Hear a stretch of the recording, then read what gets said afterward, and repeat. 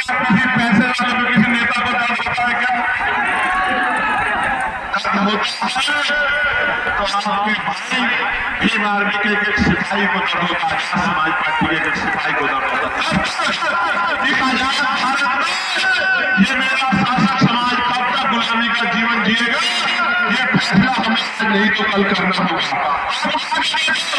जो मेरा कलेजा पूछना चाहते थे, जो पूछना चाहते थे चंद्रशेखर क्यों कम बोलते हैं ऐसे मामले में, पूछना चाहते हैं एनसीआरबी का डाटा कहता है कि लाखों महिलाओं के साथ रेप हत्याएं होती है।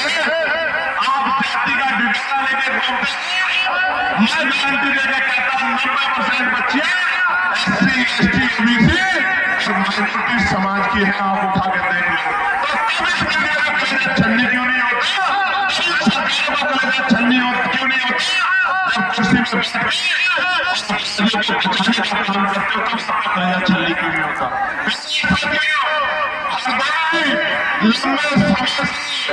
राजनीति कमजोरी बहुजन समाज के लिए बनी हुई है, लेकिन मैं आज की शक्ति को देख के कह सकता हूं, मैं माफी चाह रहा हूं, मैं झूठ नहीं बोल पाता।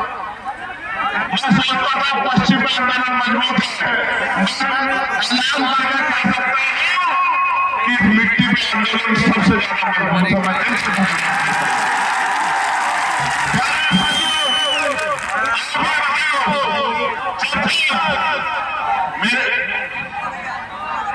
जब तक आपकी जेब में पैसा नहीं आएगा, दिल से सुनना मेरी बात, जब तक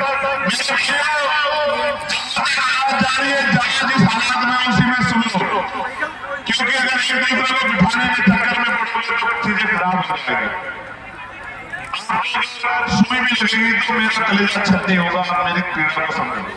मैं आपको पूछना चाहता हूँ, जब तक इस नौजवान की जेब में पैसा नहीं आएगा, जब तक पढ़े लिखे नौजवान को नौकरी रोजगार नहीं मिलेगा, आप बताओ हमारे हालात कैसे बदलेंगे? बताओ क्या बदल सकती है?